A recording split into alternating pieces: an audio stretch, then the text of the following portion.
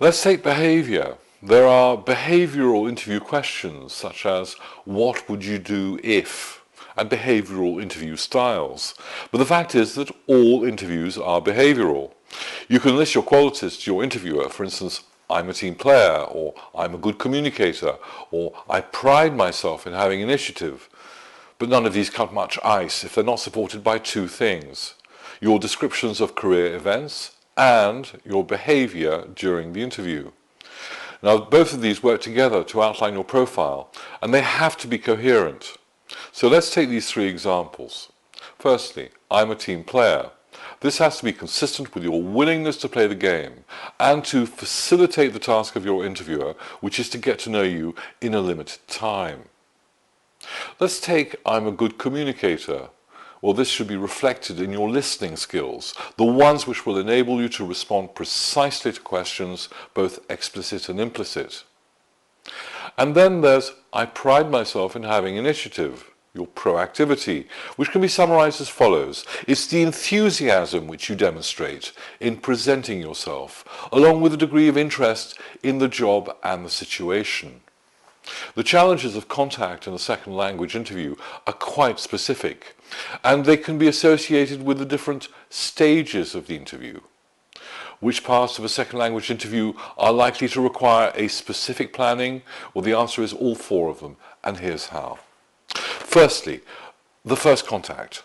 This may last only a minute or two, but it's essential to establish your capacity to communicate, along with the tone of the interview. So your words and gestures should convey two things: I'm happy to meet you and I want to get to know you. And of course your body language has to be right, because your body speaks for you, often more loudly than you might think. And you should never underestimate the importance of the first impression. Their effect has been well established in experimental psychology. They're known as the anchoring effect. The first impression crystallizes the rest of the interview. Now, in reality, very few interviewers will admit to being under the sway of the anchoring effect. However, many more will confirm that their first impressions are subsequently confirmed by their final decision, or maybe the other way around. But either way, it's something to think about. Secondly, there's the initial exchange. This phase, which might not last more than a few minutes, might be devoted to exchanging a few details about the job, the company. Some interviewers will go as far as to do a kind of recap on the main features of the vacancy right at the beginning of the interview. If this isn't the case, you can do it yourself. You can mention some of the features which you see as the most important, as the means of inviting your interviewer to offer any details or clarifications.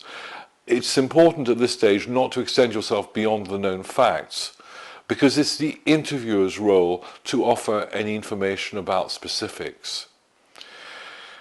All the information which you're able to gather at this stage is going to help you better to respond to questions which will follow in the next stage of the interview.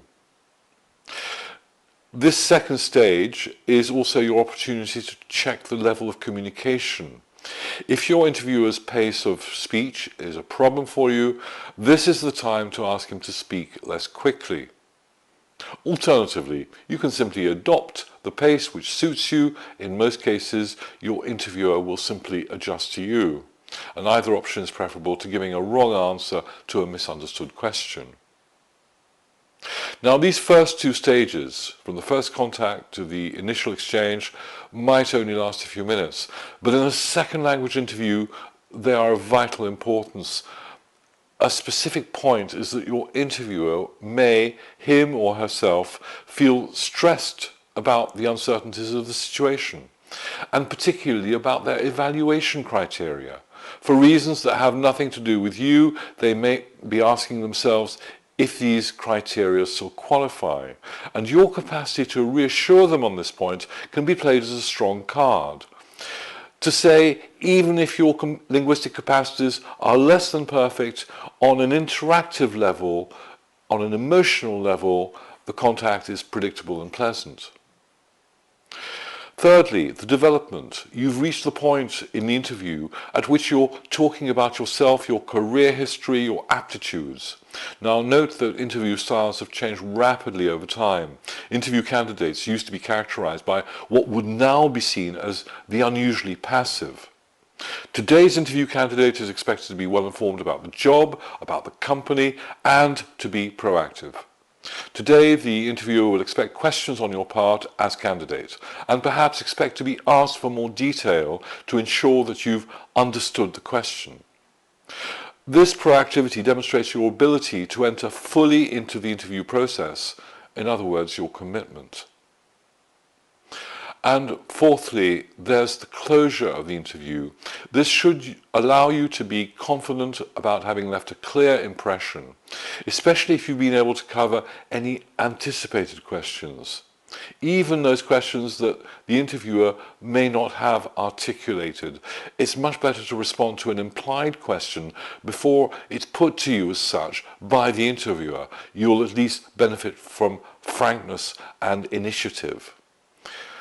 These questions should be anticipated along with your responses. They should form a key component of your interview preparation program. Now let's turn to nonverbal communication.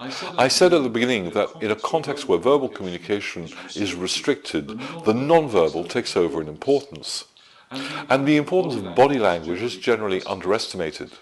The classical rule: adopt a comfortable and open position facing your interviewer. There's also a position of stability, which is vital to recognize when you're in a seated position, and you should speak from that position, not just for its effect on the interviewer, but on you, the candidate. Also be aware of differences in body language in the culture of the interview. Take movements of hands and arms, the degree of gesticulation. Anglo-Saxon cultures usually use a certain degree for rhetorical effect, punctuating sentences, never replacing them. What about other codes of formality? Well, we can start with dress code. The classical rule is never to be less formal than your interviewer, but there are now wide variations between cultures and industries. I won't go into what is right for any combination of them, but you simply have to do it by observation, and you should get it right because it's an indicator of cultural awareness. You also have to look right in the role. Just note that in Francophone contexts, dress code tends to be less formal than in many Anglo-Saxon equivalents, whereas forms of address tend to be more formal. In Anglo-Saxon contexts, don't be surprised if your interviewer presents himself or herself using both first and second names. For instance, hello, I'm Fred Smith, nice to meet you. And then you're faced with a dilemma. Is it going to be Fred or is it going to be Mr. Smith? If the interviewer starts by addressing you by your first name, then the problem's solved. But if you're in any doubt, stay with Mr. Smith, unless you get a clear signal to do otherwise.